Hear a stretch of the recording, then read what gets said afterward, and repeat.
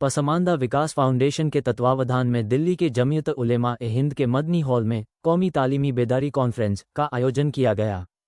इस अवसर पर मदरसों को कंप्यूटर सेट तथा करीब 225 पसमानदा छात्रों को तालीमी किट का निःशुल्क वितरण किया गया।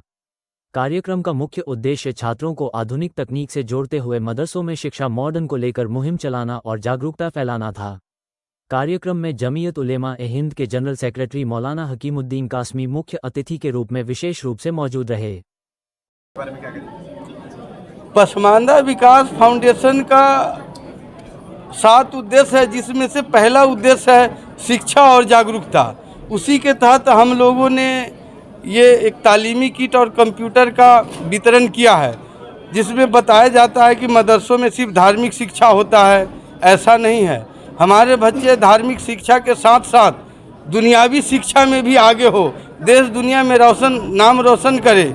इसीलिए हम लोगों ने एक पहल किया है और हमारे बच्चे माशाअल्लाह तैयार भी हैं मुख्य धारा से जुड़ने के लिए, तो हम लोग उसके लिए काम कर रहे हैं। सर, आज का युवा जो है वो कहीं ना कहीं जो एक क्रिएटर जो इकोनॉमी बनती हुई नज़र आ रही है, मतलब क्रिएटर ज़्यादा वो हो रहे हैं, तो ऐसे में शिक्षा का कितना ज़्यादा महत्व है? बगैर शिक्षा का भी आप पैसा कमा सकते हैं, ऐसी कोई बात नहीं है, लेकिन अपने आप को समझने के लिए कि हम क्या हैं, इसके लिए शिक्षा की ज़रूरत है। पैसा कमाने के लिए शिक्षा की ज़रूरत नहीं है।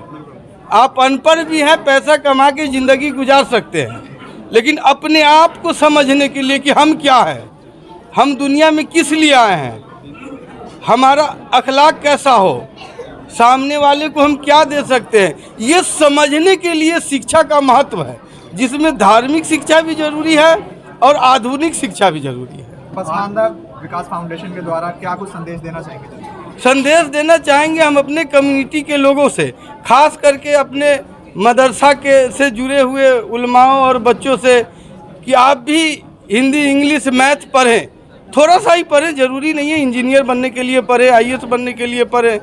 हमारे बच्चे मदरसा के माशाअल्लाह 7 साल की उम्र में कुरान हिफ्ज कर लेते हैं, तो क्या अगर उन पर मेहनत किया जाए तो क्या वो 20 साल की उम्र में IAS IPS नहीं बनेंगे?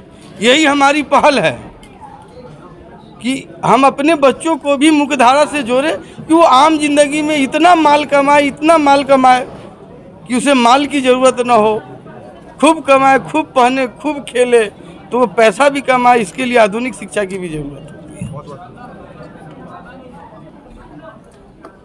क्या बताना चाहोगी नारी सशक्तिकरण के लिए आज किस तरीके की मुहिम स्टार्ट करना? नारी सशक्तिकरण के लिए आज हमने मदरसों के बच्चों को कंप्यूटर और किट दिया है।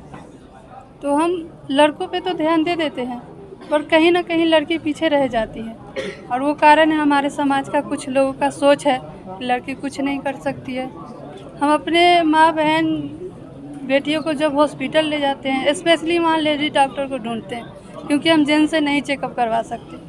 तो जब तक हम कैसे ढूंढ सकते हैं, जब तक हम तालीम हासिल नहीं देंगे, शिक्षा नहीं देंगे, मॉडल एजुकेशन नहीं देंगे, लड़की भी पढ़ के बन सकती है।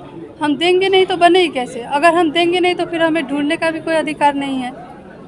और सशक्त बने, सेफ्टी के लिए हम किसी के सहारे की ज़रूरत नहीं है कि हमारा सुरक्षा के लिए हमारे भाई आए, हमारे गार्जियन आए, तो इतना सशक्त बना दीजिए, इतना शेरनी। लड़की तो शेरनी होनी चाहिए कि अपना सुरक्षा खुद कर सके।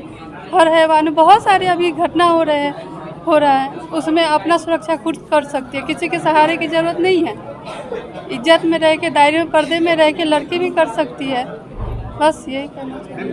देश में इतने सारे स्कूल हैं, तो महिलाओं को शिक्षा हासिल करने के लिए क्या मुश्किल आती है? मुश्किलात आते हैं कि एक होता है ना, हम लड़कों पे छूट देते हैं, एक तरह से हम लड़कों पे आंख बंद करके भरोसा करते हैं।